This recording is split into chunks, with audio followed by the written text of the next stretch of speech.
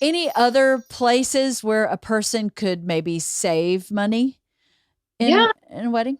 I would say probably the biggest one that people always jump to is flowers. And yes and no, like you can save a lot of money by getting bulk flowers, but you also have to just take into consideration who's doing it and putting it in the freezer in their dad's spot. That's stressful. It takes a lot of time. And like making bouquets and arrangements is a time consuming thing. And so often people will think, oh, I'll just do it the day before the wedding and it's fine. I'll have all the girls help. And it's super stressful. So, but there's other ways that you can buy bulk flowers, like from a market that will pull them together for you and just keep them in newspaper and water. There's bulk like greenery that you can get. There's bulk florals. Like say you really love one stem, you could use that and just do something simple with it.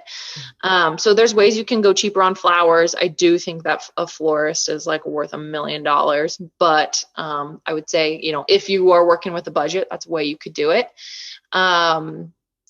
Gosh, what else? Music. Obviously, people usually cut a DJ and they'll create a playlist. But with that being said, too, it's always like kind of you don't want to have the dance floor that's like, how do I dance to this song? This is weird. You usually like if you're making your own playlist, you're like, oh yeah, this song, this is great. And then you get out there and you're like, oh wait, you can't dance to this music. So I always recommend if you're making a playlist for yourself, like host a dance party in your living room first and just make sure you can dance to all the songs and that it's really fun. But that's a good way to save a lot of money too. Yeah, I mean. So where do you spend money? Where do you go? Absolutely, you have to spend money here. I would say in your photos and your video. I mean, I do think that's really important. You don't need to spend a ton of money, but I definitely think you need to book a photographer. I think a lot of people will be like, oh, I'll have a family member do, photos or whatever, and they might be an amateur or you might not love their style.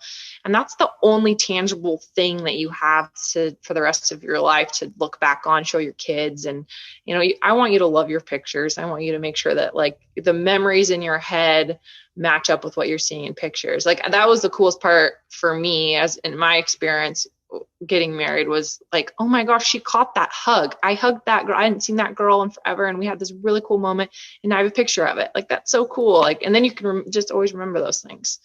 So, yeah. And someone who though is, sorry, tangent, but like if you're your photographer, the biggest thing with photography though, is someone who can capture candid moments. And a wedding is not a still. It's not perfectly being posed and like turning your head directly the right way. It should be like, they should be able to capture all those really cool moments that you're having throughout the day and not posing you all the time. I mean, yeah, sure. Like there's portrait time, but that's a short time of the day. Right. Okay. That's good advice. You're right. The photographs. Yeah. We look back at those photographs of Croy in his short pants and just die. Yeah. I mean, just die.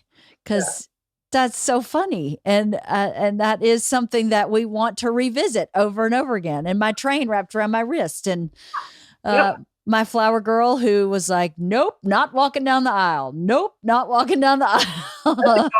For sure.